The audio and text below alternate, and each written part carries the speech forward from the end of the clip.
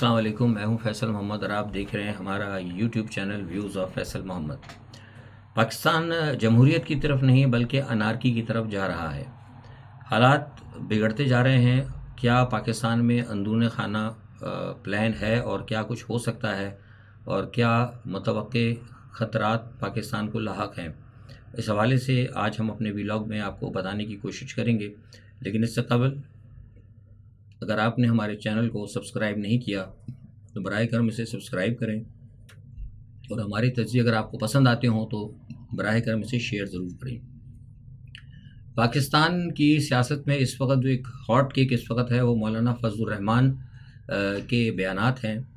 जो कि इस वक्त चल रहे हैं और सारी अखबारात की आज ज़ीनत है, टीवी टॉक शोज़ में और सब जगह, और इवन के बाहर भी कई मीडिया के ऊपर मौलाना फजलुर रहमान की ये बयानात जो हैं ये चल रहे हैं, जो मौलाना साहब ने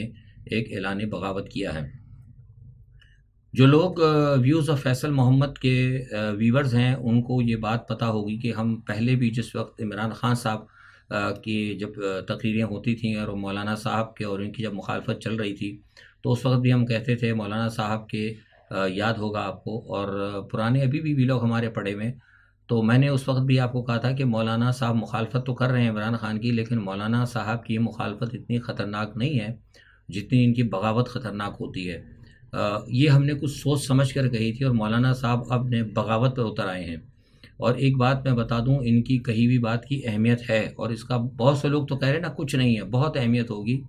उसकी वजह यह है कि मौलाना साहब एक सीजनल पॉलिटिशियन है और एक तवील अरसे से पाकिस्तान की सियासत में है, और आपको पता होगा कि पाकिस्तान की हर हर जितने भी इस्टेब्लिशमेंट या साबिक़ा हुकूमतें आई हैं वो मौलाना साहब को एतमाद में लेती नहीं है और मौलाना साहब को उन्होंने हमेशा अपने साथ रखा है। तो लिहाजा बहुत सारे मामलात ऐसे हैं जिसके बारे में मौलाना साहब जानते हैं। इसी हवाले से हाफिज़ हमदुल्ला का बयान इंतहाई अहमियत का हामिल है और जैसा कि कल भी उन्होंने कहा कि अगर नवाज़ लीग और पीपी ने अपना मुंह बंद ना किया और मज़ीद बातें मौलाना साहब के ख़िलाफ़ करते रहे तो फिर मैं समझता हूं कि मौलाना साहब वाकई जैसे हाफिज़ हमदुल्ला ने कहा वो ख़तरनाक हो सकते हैं, क्योंकि उनके पास बहुत सारी चीज़ें हैं। और जहाँ तक ये लोग कह रहे हैं इस वक्त बातें कर रहे हैं मौलाना साहब के हवाले से, वो किसी हद तक दुरुस्त नहीं है, क्योंकि जो कुछ इमरान ख़ान के ख़िलाफ़ जितने भी इक़दामात हुए उसके अंदर पीपल्स पार्टी और मुस्लिम लीग नवाज़ जो हैं सबसे आगे थे, दामे दरमे सुखने। और आज जिस तरह लोग कह रहे हैं कि पीपल्स पार्टी वाले भी कह रहे हैं, नवाज़ लीग वाले भी कह रहे हैं, ये बिल्कुल दरोगोई के ऊपर बातें हैं। और आपा मरियम तो सबसे आगे आगे थी इमरान ख़ान की हुकूमत को गिराने के लिए, और उनकी इस हवाले से इस्टेब्लिशमेंट की और पाकिस्तान मुस्लिम लीग नवाज़ के कई लोगों की इस्टेब्लिशमेंट से मुलाकातें होती रही हैं। तो ये कहना ये बिल्कुल गलत होगा। तो इसलिए मैं भी समझता हूँ कि मौलाना साहब के जो बयानात हैं वो इंतहाई अहमियत के हामिल हैं। और मौलाना साहब को अगर मज़ीद तंग किया गया, जैसे मैंने कहा ना हाफिज़ हमदुल्ला ने कहा है, और आज जीडीए का भी आपने देखा, जीडीए के अंदर बहुत बड़ा जलसा हुआ और उसके अंदर जेयूआई के लोगों ने भी तकरीरें की, उससे भी आप अंदाज़ा लगा सकते हैं। तो इसीलिए मेरा भी ये ख्याल है कि पीपल्स पार्टी को और मुस्लिम लीग नवाज़ को चाहिए कि वो इस वक्त मुकम्मल तौर पर जो है वो इस्टेब्लिशमेंट के पेज के ऊपर हैं, और वो उस वक्त उनकी कोशिश है कि वो इस्टेब्लिशमेंट को सपोर्ट कर रही हैं और इस वजह से वो मौलाना के ख़िलाफ़ भी हैं। लेकिन मौलाना की तो सूरत हाल ऐसी है कि अगर मौलाना पे ज़्यादा दबाव आया तो फिर जैसे मैंने कहा ना कि वो फिर सबके जो है ना पोल खोलेंगे। वो मुझे एक इस बात पे थोड़ा सा लतीफ़ा याद आ गया कि एक सरदार साहब थे, वो अपने 10 साथियों समेत वो फ़िल्म देखने के लिए चले गए। तो उनको कहीं पता लगा कुछ वहाँ पे सिनेमा के अंदर शुरू में कुछ सख्ती वख्ती नहीं थी, कुछ उतना नहीं हो गया कोई टिकट चेकर वगैरह, तो 10 साथी जो हैं उनके मौलाना के वो सरदार साहब के वो बगैर टिकट के अंदर सिनेमा में चले गए। जब सिनेमा में चले गए और सिनेमा जब शुरू होने लगा तो सरदार साहब ने बोला कि मैं सबसे आखिर में आऊँगा। तो जैसे इस सरदार साहब जाने लगे तो उनको टिकट चेकर ने पकड़ लिया, बाकी तो अंदर फिल्म देख रहे थे। तो जैसे ही सरदार साहब को पकड़ा तो सरदार साहब ने वहीं से आवाज़ लगा दी, और मंडियों बाहर आ जाओ, सारे पड़े गए ने। तो मसला ये है कि वो तो बेचारे अंदर जा चुके थे, मौलाना ने वो सरदार साहब ने उनको भी मरवा दिया। तो यही हाल फिर मौलाना साहब भी करेंगे कि जितने लोग आगे पीछे अंदर जाकर बैठ चुके हैं कहीं ना कहीं उनके लिए भी बड़ी मुसीबत पड़ जाएगी। तो लिहाजा बेहतर ये कि वो अपनी ज़बानें बंद रखें, तो मैं समझता हूँ उनके लिए बेहतर होगा। अच्छा, अब जहाँ तक मैंने आपसे ये कहा कि जो इस वक्त इलेक्शन हुए हैं इसमें जो धांधली हुई है इसके ज़िम्मेदार जो है وہ جو کوئی بھی ہیں ان کو بلانا چاہیے اور بلا کے ان سے اس کی باز پرس ہونی چاہیے۔ جہاں تک مولانا کے بیان کا سوال ہے کہ انہوں نے جو بات کہی، تو دیکھیے سائفر کے حوالے سے اور یا سارے معاملات کے حوالے سے ہم پہلے بھی جب یہ معاملہ ہوا تھا، جب رجیم چینج کی بات ہوئی تھی، تو عمران خان کے دور حکومت میں بھی ہم نے کہا تھا اس وقت کہ یہ بات جو ہے امریکہ جو ہے عمران خان کی حکومت کو نہیں چلنے دے گا، اور میں نے فروری کے اندر یہ بات کہہ دی تھی اور مارچ کے اندر پھر یہ سارا معاملہ آ گیا تھا۔ لیکن مسئلہ یہ تھا کہ اس وقت تو سب نے کہا اور ہم نے بھی کہا اور لوگوں نے کہا، عمران خان نے سائفر بھی دکھا دیا، لیکن سوال یہ پیدا تھا کہ اس کو ماننے کے لیے تیار نہیں تھا۔ یعنی جیسے میں نے کہا نا کہ آپ جب جھوٹ کو اس طرح بولیں کہ لوگوں کو اس کا سچ کا گمان ہونے لگے، تو پھر لوگ خاموش ہو جاتے ہیں۔ تو لہٰذا سب کو پتہ تھا یہ بات، سب کو پتہ تھا کہ یہ ہوا ہے، گرائی گئی ہے حکومت، لیکن سب جھوٹ بول رہے تھے اور کوئی بھی سامنے نہیں آ رہا تھا، تو اس لیے وہ معاملہ کہیں دب گیا تھا۔ لیکن اب یہ جو مولانا کا جو بیان ہے، اسی لیے کچھ لوگ کہہ رہے ہیں اہمیت کا حامل نہیں، بات پرانی ہے لیکن اہمیت کا حامل ہے۔ اہمیت کا حامل اس لیے ہے کہ جو شخص اس تمام واردات کے اندر شامل تھا، اس نے اقرار جرم کیا ہے۔ جب اقرار جرم ہو جاتا ہے تو پھر اس کے بعد جو ہے پھر فرض بنتا ہے قاضی کا کہ وہ اس جرم کی ان کو سزا دے، یا پھر اس کی کم از کم اگر اسے سزا نہیں دیتا تو اس سے باز پرس کی جائے اور حقیقی طور پر جو اس جرم کا جو مرتکب ہوا اس کو پکڑا جائے، یعنی باجوہ صاحب کو۔ کیونکہ یہ ہونا چاہیے تماشا، جو میں نے کل مجھ سے کوئی بین الاقوامی لوگوں نے پوچھا بھی تھا، عالمی کچھ پریس کے لوگ تھے، انہوں نے مجھ سے ایک انٹرویو کیا تھا as a senior former politician of Pakistan اور اینالسٹ کے طور پہ، تو میں نے ان کو یہی کہا کہ یہ جو کچھ ہوا ہے میں سمجھتا ہوں کہ سپریم کورٹ کو اس کے اندر انٹروین کرنا چاہیے اور ان کو ضرور باجوہ صاحب کو ضرور جو ہے کٹہرے میں لانا چاہیے، اور خاص طور پہ ان کو بھی لانا چاہیے جنہوں نے اس الیکشن کے اندر دھاندلی کی، یعنی میری مراد جو ہے چیف الیکشن کمشنر سکندر سلطان سے ہے۔ اگر سکندر سلطان صاحب چاہتے ہیں اپنا بچاؤ چاہتے ہیں، تو بہتر یہ ہے کہ وہ پھر سامنے آ کے مولانا فضل الرحمان کی طرح وہ بھی حقیقت میں صاف صاف بات کر دیں۔ اگر وہ صاف بات کر دیں گے، اگر اس وقت وہ وعدہ معاف گواہ بن جائیں گے، تو شاید ہو سکتا ہے کہ ان کے لیے بھی کوئی بہتری کی صورتحال نکل جائے، ورنہ اگر یہ معاملہ آگے چلا تو سکندر سلطان صاحب کو بھی آرٹیکل 6 سے، اور ساتھ میں جو چاروں الیکشن کمشنر ہیں ان کو بھی آرٹیکل 6 سے شاید بچنا بہت مشکل ہوگا۔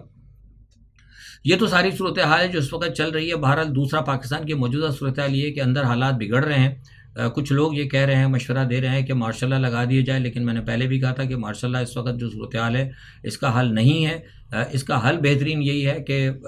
اس وقت جو میں نے کہا ہے، آج میں نے ٹویٹ بھی کیا تھا کہ صدر مملکت جو ہے وہ غیر جانبدار شخص کو، کہ وہ ہیں پی ٹی آئی کے، لیکن صدر مملکت کا عہدہ جو ہے نا بالکل غیر جانبدار ہوتا ہے۔ صدر مملکت صاحب ہیں، وہ بلائیں اور تمام پارٹیز کے تمام بشمول عمران خان کو، سب کو بلائیں، تمام پارٹیز ہیڈ کو، اور ایک آل پارٹی کانفرنس بلائیں، اور اس کے ساتھ ایک گرینڈ ریکنسیلیشن والی بات کی جائے، اور اس کے اندر جو ہے جنرل طاہر شمشاد صاحب کو، جو اس وقت تک بالکل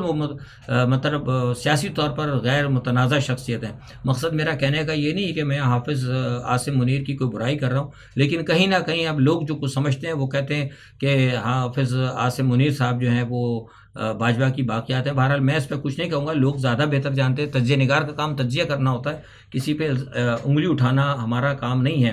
تو جو لوگ سمجھتے ہیں، تو اس لیے میرا مشورہ تھا کہ ان پر ابھی تک کسی نے کوئی انگلی نہیں اٹھائی، تو صدر صاحب ہوں اور طاہر شمشاد صاحب ہوں،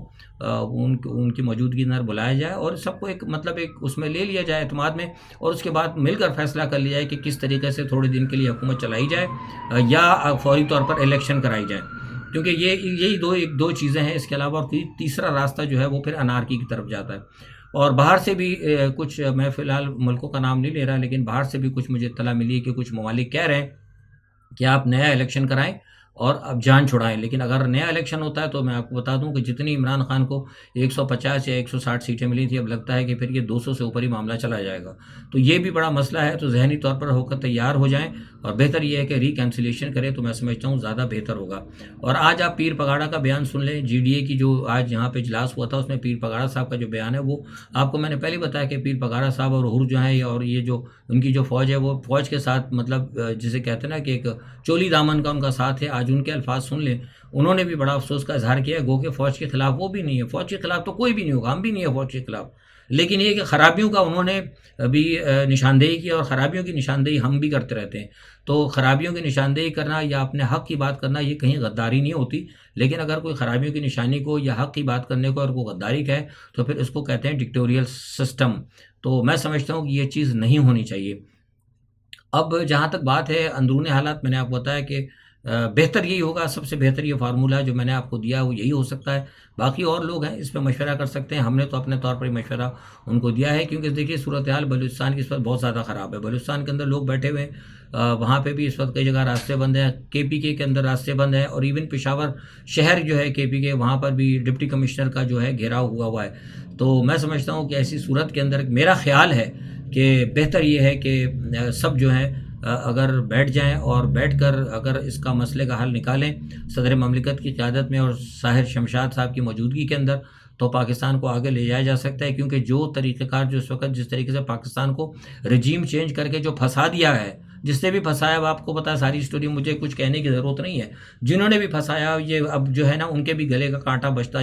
جا رہا ہے، کیونکہ مہنگائی ہر سے زیادہ بڑھتی چلی جا رہی ہے. آئی ایم ایف جو ہے آپ کو جکڑتا جا رہا ہے. آج آپ دیکھ لیں وہ پیٹرول کے بھی نرخ بڑھ گئے، اور ابھی رمضان جیسے کل کے میں نے ویلاگ میں کہا تھا رمضان آنے والا ہے، لوگوں کو تو مصیبت پڑ رہی ہے، لوگوں کے لیے تو اب سانس لینا بھی میں سمجھتا ہوں کہ شاید مشکل ہوتا جا رہا ہے. تو ایسی صورت کے اندر یہ پاکستان کا جو ایک بین الاقوامی ایک ایجنڈا تھا عالمی طاقتوں کا کہ پاکستان کو اس قدر جو ہے مطلب سیاسی طور پر معاشی طور پر اتنا بدحال کر دیا جائے کہ وہ اپنے دفاع کے اوپر توجہ نہ دے سکے، اور ازرائے خود ایک بکھری ہوئی ریاست کی طرح اور ایک ناکام ریاست کی طرح بکھر جائے. کہیں ہم اس راستے پہ تو نہیں جا رہے. اس راستے پہ جانے سے لیے ریاست کو روکنے کے لیے سب سے واحد اور ایک ہی طریقہ ہے کہ ہم سب کو مل کر بیٹھنا ہوگا. آج کے لیے اتنا ہی. اپنا بہت خیال رکھیں. اللہ حافظ.